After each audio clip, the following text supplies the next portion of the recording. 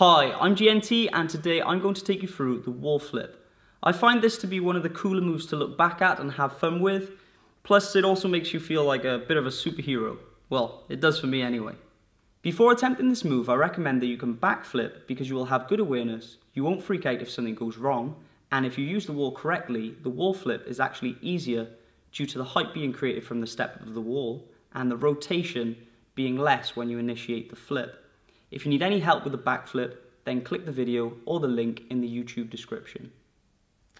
Before even doing the move, always check the wall or obstacle you are using. By doing that, you can tell whether the surface is grippy and strong enough for you to do the move off of.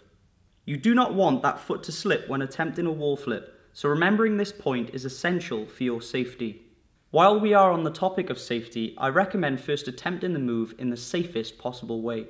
A sloped wall in a gym onto a matted floor or crash mat, maybe even spotted by a coach, would be the safest way. If you don't have access to a gym, then try to land on something soft like a mattress. If you want to try it outside at your own risk, then try to land on grass or sand to minimize the risks of injury. Okay, so when you have the backflip down and you want to attempt the move, start by taking a little run up so you build enough momentum to go into it.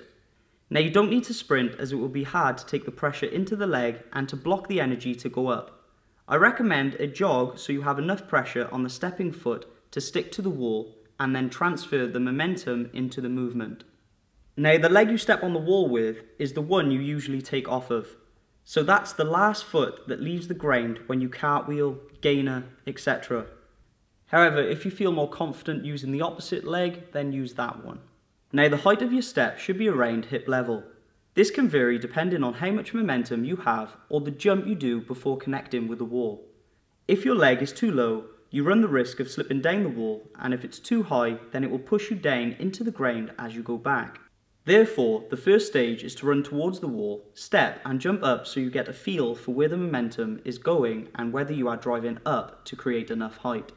A common mistake when doing this is to not use the slight jump off the other leg as you step onto the wall, which means you would lose height and momentum that you could have had going into your step and the move. When you feel comfortable with the first stage, as you step, just think about your backflip technique as you are going up. So swing your arms as you step on the wall and bring them up as you raise your body. This will give you height and a good set position. The other leg will then drive through, whether it's a kick or your knee, to help with initiating and creating the rotation for your back tuck.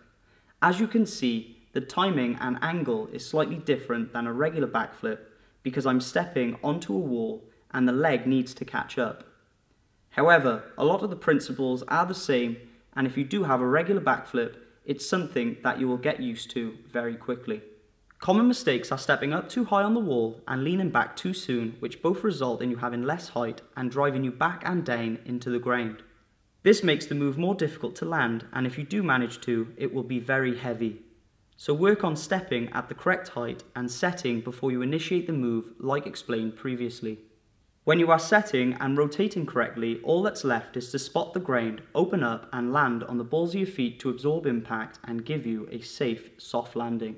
When you are confident, you can move on to flashing it, which some find easier than the tuck version I'm explaining. If you want that version, as you set, kick as hard as you can so it carries you over and becomes the first leg you land on. I may cover this as a tutorial in the future so you have a more detailed explanation.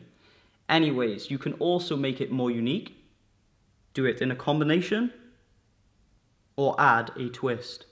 Again, I will potentially be covering these to help you with your progress. This concludes my tutorial on the wall flip, so check my channel for other tutorials and don't forget to subscribe, like or follow me on any of these. Thank you and good luck.